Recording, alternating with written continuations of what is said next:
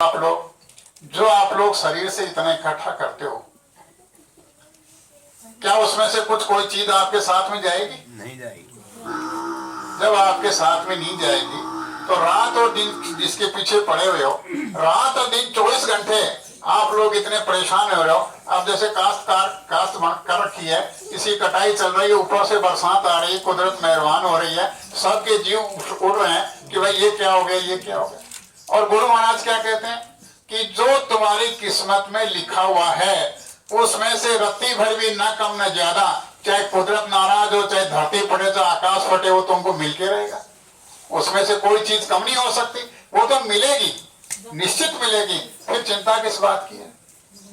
जब हम लोग उस मालिक पे विश्वास करें, अपनी किस्मत पर विश्वास करें, अपने प्रारब्ध पर विश्वास करें, हम अपने आप पर विश्वास करें, तो क्या कोई दुखी हो सकता है? क्या कोई परेशान हो सकता है? इसलिए हमको ना अपने आप पर विश्वास है, ना हमको अपनी प्रारब्ध पर विश्वास है, ना हमें अपने भगवान पर विश्वास है, ना हमें अपने महात्माओं पर विश्वास है, ना हमको अपने देवी देवताओं पर विश्वास है। तो जब विश्वास नहीं है वो जीव तो दुखी होगा, वो तो परेशानी होगा। अगर विश्वास रहेगा तो आपका कुछ भी दुखी नहीं होगा। अगर आप विश्वास में बैठोगे तो एक खेत में बरसात होती है, दूसरे खेत में नहीं होती है। ये क्या चक्कर है?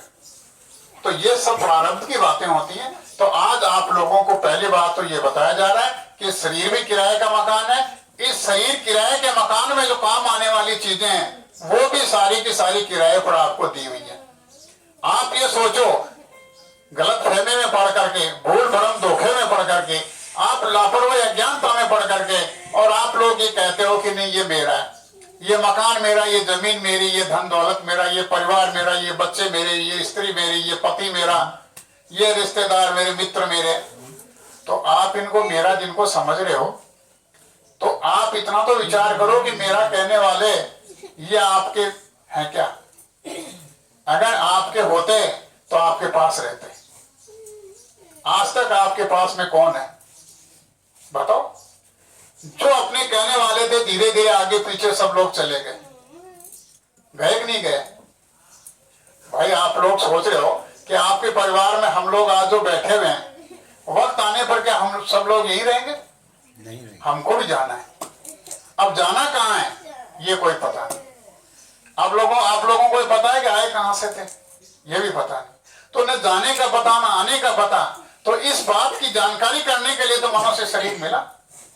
अगर हम लोगों को इतना भी पता नहीं है कि अब हम लोग घर से निकलेंगे, कहां जाएंगे नहीं पता। सुबह से घर से निकल गए और दिन भर घूम रहे, कहां चलें। तो जब बिना आप उद्देश्य के घर से निकल करके इधर उधर भटकोगे, इधर उधर घूमते रहोगे, तो लोग पागल बताएंगे कि क्या पता इसको, यही पता नहीं कि कहां जाएगा। तो आप लोगों से कहने का हमारा निवेदन यह है कि ये जो दुनिया का सामान हम लोगों को इस शरीर की रक्षा के लिए, शरीर के काम के लिए हमको मिला है, ये किराए का मकान है, ये सारा सामान हमारा नहीं है। जहां हम लोग बैठे हुए हैं ये जगह भी अपनी नहीं है, ये भी पराया देश है, ये भी पराया मुल्क है। इस बात का ज्ञान हमको सतगुरु दाता दयाल यहाँ आकर के करवा रहे हैं। जब यहाँ कुछ भी अपना नहीं है, ये देश भी अपना नहीं है, ये यहाँ की व्यवस्था, यहाँ का सामान भी अपना नहीं है, ये शरीर भी अपना नहीं है, हम तो इसको भूल भरम अज्ञानता में अपना मान करके बैठे हुए हैं। और वक्त आने पर जब ये छूटेगा तो हमको बड़ा दुख होगा। क्यों दुख होगा? कि मोह ममता के अंदर, आशा तृष्णा में फंस करके इसको अपना मान बैठे थे। तो इसलिए कह रहे हैं कि ये एक आपके साथ में सबसे बड़ा धोखा होगा। धोखा, ये धोखा जब आपके पास में होगा, धोखे में सब दुख खोई दियो। ये धोखे में हमने अपना पूरा जीवन खत्म कर दिया। धोखा ही धोखा, धोखा ही धोखा, और फिर धोखा होने जा रहा है। तो गुरु महाराज कहते हैं कि इस धोखे को समझो आप। तो आप लोगों को करना क्या है कि आप जो जिस चीज को दुनिया में रहोगे, दुनिया की चीजों से प्रेम करोगे तो आपको क्या मिलेगा? दुनिया मिलेगी। अगर दुनिया की चीजों से प्रेम करोगे तो दुनिया मिलेगी, और अगर मालिक से प्रेम करोगे तो मालिक का भेद मिलेगा, मालिक का रास्ता मिलेगा, मालिक के बताने वाले मिलेंगे, और वो आपके जीवन के अंदर सच्ची शांति और सच्चा सुख भर देंगे। तो आज हम सब लोग ये विचार करें, ये देखें कि हम लोग अपने जीवन में जो समय बीत गया, उस बीते हुए समय के अंदर हम लोगों ने क्या प्राप्त किया, हम लोगों ने उसके अंदर क्या पाया, हम लोगों ने अपनी जीवात्मा के लिए अब तक क्या किया। ये तो कम से कम हम लोगों को जीवन में सोचना चाहिए। हम रात और दिन मेहनत भी खूब करते रहते हैं, हमारा कड़ कांकड़ा भी टूट गया, हमारी अवस्था भी गिर गई, हम करते करते इतने बूढ़े हो गए, हम करते करते शरीर से लाचार हो गए, करते करते शरीर कमजोर हो गया। लेकिन इतना करने के बावजूद भी आपके पल्ले क्या है, आपके हाथ में क्या है, और आपने कितने कमाई कर ली, ये तो कम से कम सोचना ही चाहिए। हम हर बार सोचते हैं कि इस साल में हमने कितनी कमाई की, हर साल में हमने ये भी सोचते हैं कि साल में हमने कितना खर्चा कर दिया, हमारी कमाई गई तो कहाँ गई, पैसा गया तो कहाँ गया, कौन से कामों में हमने खर्च कर दिया, कितना हमारे पास में बचा हुआ है। ये सब काम हम लोग देखते रहते हैं, करते रहते हैं। तो आज आप सब लोगों के सामने विचारणीय मुद्दा यह है कि हम लोग अपने पहले के किए हुए कामों के ऊपर थोड़ी सी नजर डालें, थोड़ा सा विचार करें, और विचार करने के बाद में हम लोग ये सोचें कि ये जो काम हम लोग कर रहे हैं इसमें हमारा कितना क्या है। जब आप लोग ये सोचोगे कि जो हमने मकान, जमीन, बैंक बैलेंस, सोना चांदी बनाया, अच्छे अच्छे रिश्तेदारियां बनाई, तो ये तो सारी के सारी भाई यहाँ की हैं। हमने अपने आत्मा के लिए क्या किया, तो हम लोगों को ये पता चलेगा, तो हम लोग ये विचार करेंगे अपने आत्मा के लिए तो कुछ नहीं किया। तो आज आप लोगों को ये बताया जा रहा है कि अब भी हमारे पास में वक्त है, अब भी हमारे पास में समय है, हम लोगों को अपनी आत्मा को जगाने के लिए कुछ कर लेना चाहिए। अगर हम अपनी आत्मा को जगाएंगे तो हमको सच्चा सुख मिलेगा। उस सुख के लिए हम लोग बाहर घूमें, उस सुख की तलाश में हम लोग इधर उधर घूमें कि यहाँ सुख मिलेगा, यहाँ सुख मिलेगा, यहाँ सुख मिलेगा। वो सुख आपका क्षणिक सुख है, वो स्थायी सुख नहीं है। इसलिए सच्चे सुख को पाने के लिए हम लोगों को पहले से ही तैयारी करनी पड़ेगी। हेले मारी बाहर भटको काई, थारे सब सुख है गठ माई। हेली मारी बाहर भटको काई, थारे सब सुख है गठ माई। आज तक हम सब लोग बाहर ही बाहर भटकते रहे। किसकी तलाश में? आनंद की तलाश में, शांति की तलाश में, आराम की तलाश में, नौकरी की तलाश में, धंधे की तलाश में, बिजनेस की तलाश में, और अच्छी फैक्ट्री बनाने की तलाश में। यहाँ माया की छाया के पीछे भागते रहे कि आराम मिल जाए, आराम मिल जाए। लेकिन आराम कहीं किसी जगह नहीं मिला। फैक्ट्री लगाई, गाठा लग गया, बर्बाद हो गए। नौकरी मिली, उसकी कदर नहीं की, नौकरी हाथ से चली गई, रोते झींकते रहे। और हम लोगों ने खेती लगाई, खेती में समय से पानी नहीं दिया, उसकी निगरानी नहीं की, खेती भी बर्बाद हो गई। चला तो इस तरह से हम जब तक बाहर भटकते रहेंगे और अंदर नहीं चलेंगे, अंदर कहाँ? इस घट के अंदर, इस शरीर के अंदर। सारे सुख तो शरीर के अंदर हैं। हम लोगों को आज तक कोई ये बताने वाला नहीं मिला कि जिस आनंद की तलाश कर रहे हो वो आनंद तो हमारे शरीर के अंदर है। इसलिए सतगुरु दाता दयाल कहते हैं कि आप लोग अंदर चलने की कोशिश करो। अंदर जब चलोगे, देखोगे, तो इस शरीर के अंदर आपको इतने इतने बड़े ब्रह्मांड, इतने इतने नगर, महानगर, सागर, महासागर, और इतने बाग बगीचे, सुंदर सुंदर शहर, और इतनी बड़ी रचनाएं इसी शरीर के अंदर कौन देखेगी? इस शरीर के अंदर जो जीवात्मा बैठी हुई है उसकी आंख से आप लोग सब कुछ देखोगे। अंडे सो पिंडे, ऊपर जो रचना बनाई गई है वो पूरी की पूरी रचना की, यानी इस शरीर के अंदर भी रचना दिखाई दे रही। क्यों? परछाई की तरफ। जो ऊपर अंड लोक में, ऊपर के ब्रह्मांड में जो वहां की रचना रची हुई है, उस पूरी की पूरी रचना की अक्स, उसका प्रतिबिंब, उसकी परछाया इस शरीर में भी पड़ रही है। इस शरीर में अब वो कब दिखाई देगी? जब हम लोग शरीर के अंदर चलेंगे। और अंदर चलेंगे तो कैसे चलेंगे? वो अंदर का शब्द जब हम चलने को मिलेगा, वो सतगुरु की दयाल से, वो शब्द किसके पास में है? वो सतगुरु के पास में है। जब सतगुरु की हम प्रार्थना करेंगे सतगुरु से हम दया की भीख मांगेंगे, वो कहेंगे कि हमको भी अंदर चलने का कोई रास्ता भेद बता दीजिए। तो जैसे ही वो मौज करेंगे, वो अंदर आने का शब्द बताएंगे, और जब आप अंदर चलने की तैयारी करोगे तो आपके बाहर का मुंह भी बंद हो जाएगा, बाहर की आंख भी बंद हो जाएगी, और बाहर के कान भी बंद हो जाएंगे।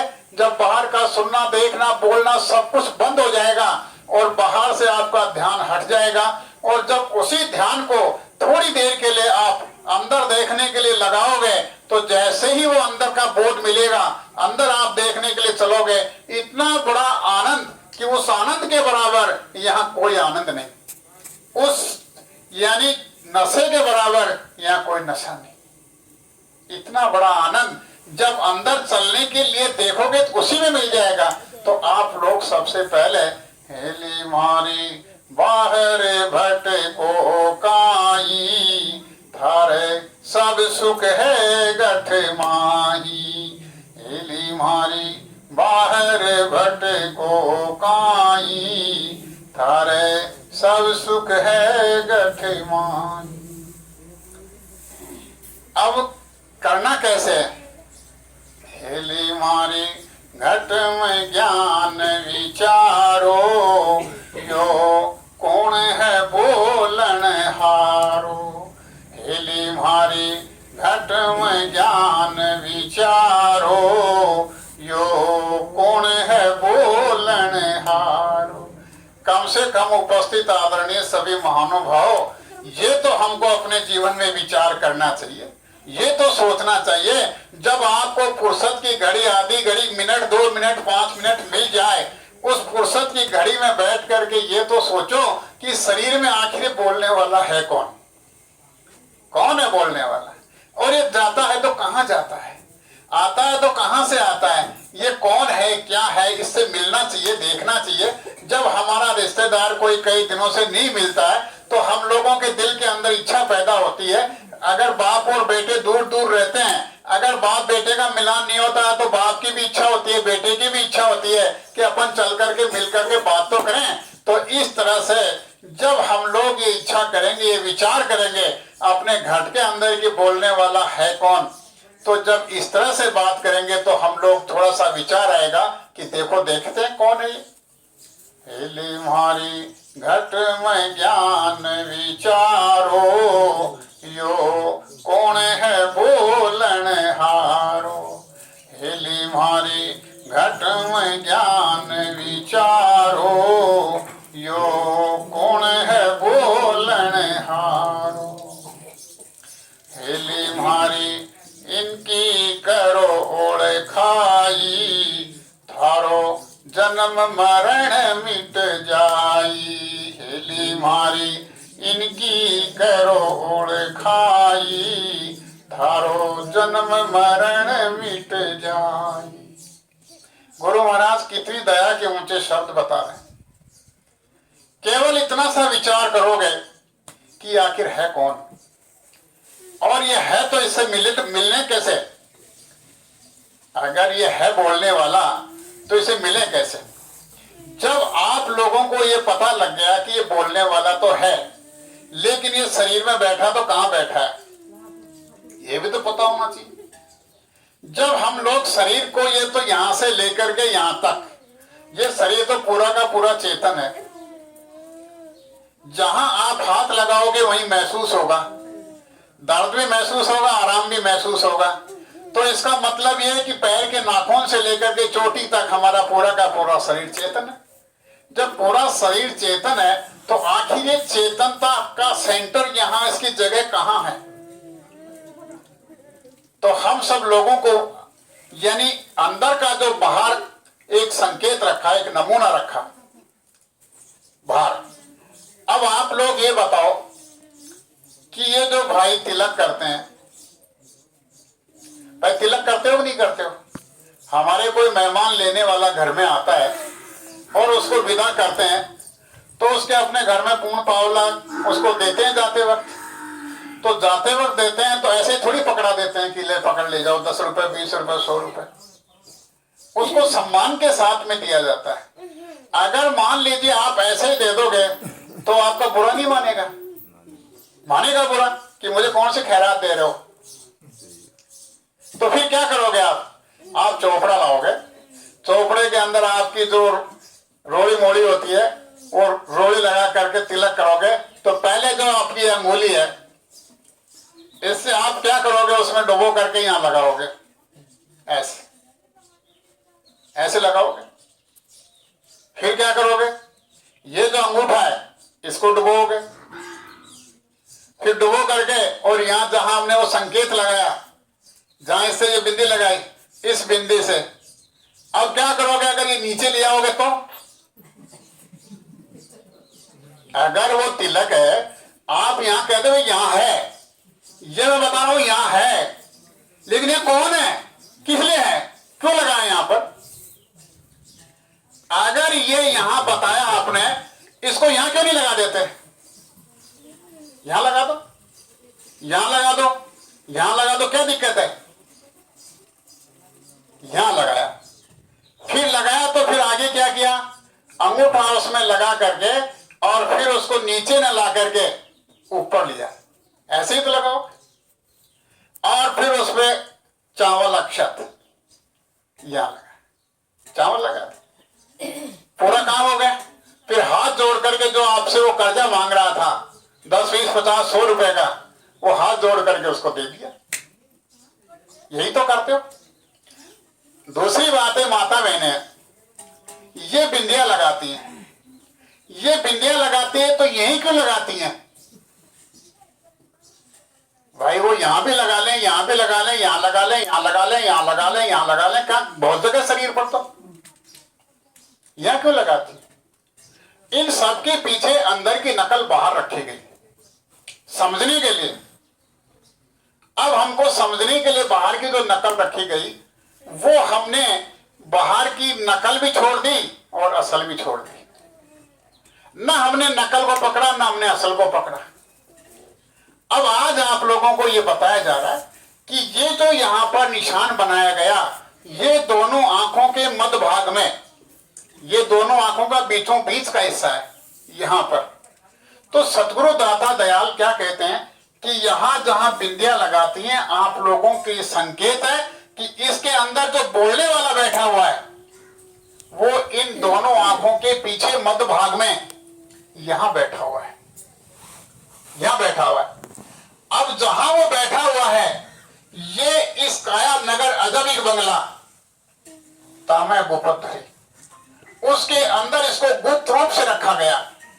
और ये बीचों बीच का हिस्सा है, ये बीचों बीच, ये इसका छज्जा है। इस छज्जे के नीचे देखोगे तो आपका 9 द्वारों का रास्ता खुला हुआ है, और इस छज्जे से ऊपर चलोगे तो यहां पर आपका बोलने वाला चेतन वो हंसा बैठा हुआ है। अब यहां लगाने का मतलब है कि यहां बैठा है। माता बहनें यहां बिंदियां लगाती हैं तो कई कहते हैं यहां बैठी हुई है जीवात्मा। अब कहते हैं कि ऊपर चलो, नीचे नहीं आना, ऊपर चलो। ऊपर चलोगे तो सारे के सारे खंड ब्रह्मांड यहां इसमें रखे हुए हैं, उनकी दूरी तय होगी। ये 4 अंगुल है, यहां 10वां दरवाजा है। ये जीवात्मा के निकलने का रास्ता है। 9 दरवाजे शरीर के नीचे के हैं, वो बाहर दुनिया में खुल रहे हैं, और बाहर ऊपर जाने का जो रास्ता है 10वां दरवाजा, वो यहां पर बंद कर रखा है। आप छोटे बच्चे को देखो, जब आपके घर में बच्चा बच्ची जन्म ले, उस समय के ऊपर, उस सिर के ऊपर हल्का सा हाथ रख करके देखो, लप लप करेगा, हिलेगा, और इतनी मुलायम एक हल्का सा पर्दा रहेगा, हल्का सा, इतनी पतली चमड़ी रहेगी यहां पर। जैसे जैसे उसकी उम्र बढ़ती जाएगी वैसे वैसे ये कठोर होता जाएगा। और आज हम लोग उम्र लेकर के यहां बैठे हुए हैं, आज इस शरीर पे कितना भी चुभो, कितना ही दबाओ, इसका कोई पता नहीं लगता, पता नहीं लगता। तो कहने का मतलब यह है कि इस जीवात्मा को निकलने का जो 10वां दरवाजा है वो बंद कर रखा है, और जीते जी इसी शरीर में रह करके हम सब लोगों को इस दरवाजे को खोलना है। इसको खोल करके और जैसे ही ऊपर निकलेंगे तो सबसे पहले हम लोग अंदर जाएंगे तो आप लोग जब कहीं ब्याह शादी में जाते हो, कहीं रिश्तेदारी में जाते हो, कहीं दफ्तर में जाते हो, कहीं और कहीं जाते हो, तो अपने कपड़े लत्ते पहन करके और जो कुछ भी आपकी ड्रेस लगा करके और एक बार शीशे के सामने, दर्पण के सामने जाते हो। किस लिए? कि मैं कैसा लग रहा हूं, मैं कितना सुंदर लग रहा हूं, मेरे कपड़े कितने सुंदर लग रहे हैं। आप देखते हो खड़े होकर, और फिर उसके अंदर फिटफोर हो जाते हो और कंगी उंगी करके फिर अच्छी तरह से और अपने जूते जुराब पहन करके और अपने बाहर निकल जाते हो। तो जैसे ही आप चलोगे अंदर, तो अंदर चलोगे तो ये जो बोलने वाली जीवात्मा है, तो सबसे पहले ये जीवात्मा आपको अंदर खड़ी होगी, इसमें ताकत आएगी। अब तो ये बेहोश है, अब तो इसका मुंह नीचे की तरफ है, बदहोश पड़ी हुई है। जब आप लोग इसको खुराक दोगे, इसको खाना खिलाओगे, खाना खिलाने के बाद में इसको तरोताजा करोगे, तो ये तरोताजा खड़ी होकर के अपने होश में आएगी, ये खड़ी होगी। और जैसे आप अंदर जाओगे तो ये आपको आत्म दर्शन होगा। सबसे पहले आत्म दर्शन होगा। आत्म दर्शन का मतलब है कि जीवात्मा उस दर्पण के अंदर, उस शीशे के अंदर, उस आले के सामने खड़ी होकर के जब अपना रूप निखारेगी और अपने रूप को देखेगी, और वहां पर जो रूप दिखाने वाले हैं, जो आपकी मदद करने वाले हैं, वो सतगुरु दाता दयाल भी वहीं पर खड़े हुए आपको तैयार मिलेंगे। जब वो दिखाएंगे कि देख तो अपना रूप, उस समय पर उसको इतना बड़ा एहसास होगा कि मैं कितनी सुंदर हूं, मैं कितनी ताकतवर हूं। उस जीवात्मा में इतनी ताकत होती है कि ऐसे संसार का यानी विनाश करके और नई सृष्टि की रचना कर सकती है। ऐसे स्वर्ग और वैकुंठ जिनको आप देख रहे हो, वो उनको मिटा करके और नया बना सकती है, मिटा भी सकती है, बना भी सकती है। इतनी बड़ी ताकत जो जीवात्मा आपके अंदर यहाँ बैठी हुई है, जिसका हमको बोध नहीं, होश नहीं, ज्ञान नहीं, वो जीवात्मा की बात हो रही है। इसलिए आज आप सब लोगों से ये गुजारिश की जा रही है कि आप जीते जी 10वां नहीं खोल रहे, लेकिन आपका जैसे ही शरीर छूट जाएगा, इसमें से बोलने वाला हंसा विदा हो जाएगा, और जब शमशान में जाओगे तो वहां तो आपका 10वां वैसे ही खोल देंगे। खोलेंगे कि नहीं खोलेंगे? खोलेंगे। तो ये अंदर की नकल बाहर रखी गई, तो हमने बाहर की नकल को छोड़ दिया, असल तो छूट ही छोड़ दी। तो आज आप सब लोगों से ये बताया जा रहा है कि जो आप मरने के बाद में अपने होदा लगवाते हो बांस से और के 10वां खोल दिया, वो 10वां तो मरने के बाद में क्या खुलेगा?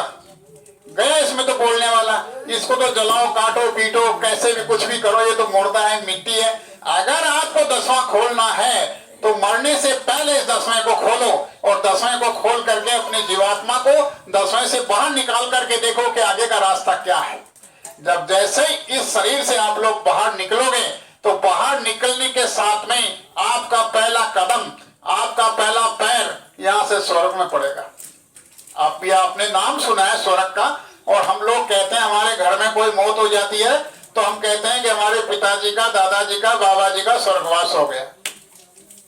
हम तो एक ये भावना है हमारी, हमारा एक ही विचार है, बाकी हम लोग दावे के साथ में ये नहीं कह सकते कि उनका स्वर्गवास हो गया, क्योंकि हमारी देखने वाली आंखें नहीं है, हमारा उनको पहुंचाने वाले कहाँ हैं उसके बारे में हमको जानकारी नहीं है। हम तो एक अपनी भावना से कहते हैं कि स्वर्गवास हो गया, लेकिन असल में पूछा जाए तो हमें पता नहीं है कि वो कहाँ है, किस जोड़ में है, कहाँ क्या भुगत रहे हैं, क्या उनको सजा मिल रही है, वो नरकों में है, कहाँ है, क्या है। तो आज हम सब लोगों को जो पहला कदम हमारा स्वर्ग में पड़ेगा, तो वहां पर जब हम चलेंगे तो वहां का सुख, वहां का आनंद इतना ज्यादा है, बहुत ज्यादा आनंद है। वहां सुंदर सुंदर बाग बगीचे, महल है, रहने खाने पीने के पूरे साधन है।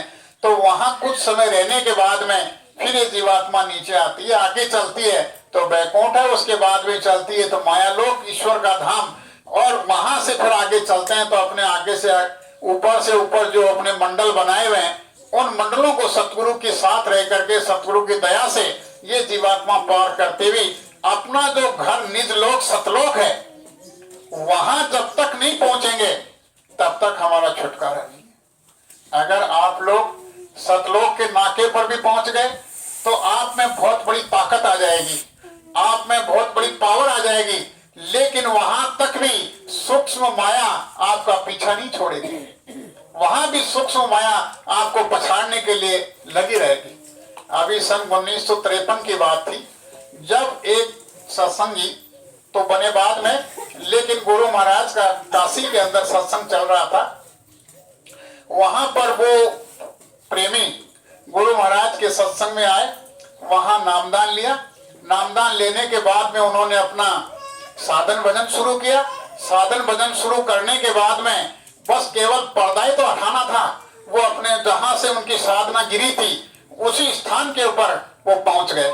पहुंचने के बाद में वहां सूक्ष्म माया ने गुरु का रूप दिखाया और दिखा करके कहा कि गुरु महाराज ने उनके लिए एक बात संगत में बताई थी कि ये साध है और इनसे कोई भूल चूक हो तो आप जानकारी करते रहना।